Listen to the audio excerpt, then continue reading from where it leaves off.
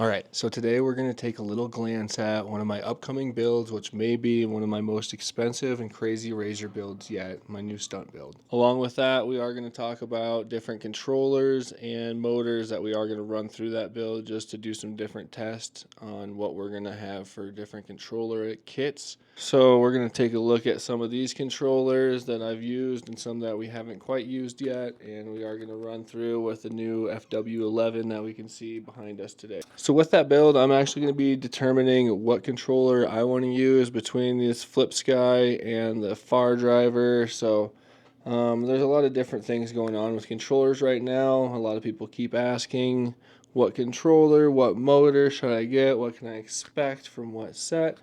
So we are really close to just going through each of these different controllers that we can see and really getting down what we can expect from specs from each set. If we have 72 volt with what controller and what motor, or 48 volt or whatever you want to go with. So that is really close. We do have all the motors that we've been doing some tests with Kelly. So we have been doing some different tests with motors and with what motor works with what on the Kelly. Some of you know my original motors that I've had for years, the 1800 watt motor I've ran to 9,000 watts and had no issues as long as I'm monitoring my heat. So the newer motors like the ENC Plus or some of the other motors that we see out, I'm only getting about 6,000 watts out of with Kelly, and just slower top mile per hour speeds in general. So we are going to try to see what we can get with different controllers using field weakening, and then we'll kind of come up with what we want for kits. Alright, so a quick look at the stunt build. I'm not going to let you guys quite see what I'm doing for my color scheme on this yet, but we can kind of see what's going on with it. We have some other stuff still coming, and like I said, we are 2 weeks out from the EMF Emerge batteries.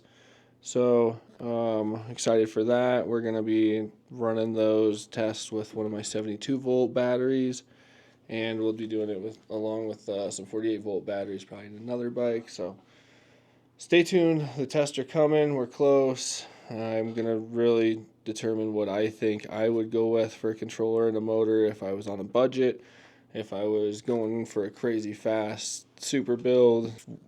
I'm going to try to let you guys know what would I really go with nowadays with a motor, controller setup, and then I'm going to come out with my kits and try to really have it as affordable as I can with giving the most.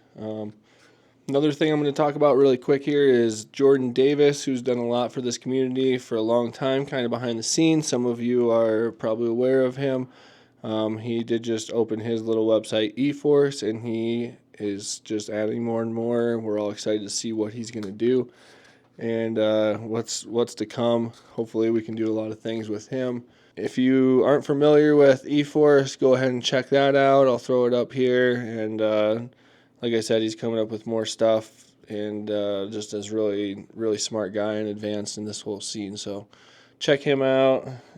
One last thing I do want to talk about is our EMF low volt sets. That is going to be like our underglow, our headlights, our taillights, and other fun stuff like that. So we're going to be getting closer to releasing the EMF website along with some of those things that people have been waiting for. So we'll have that coming very soon, and keep an eye out.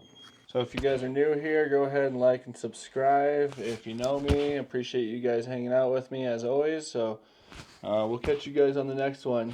Have a great new year.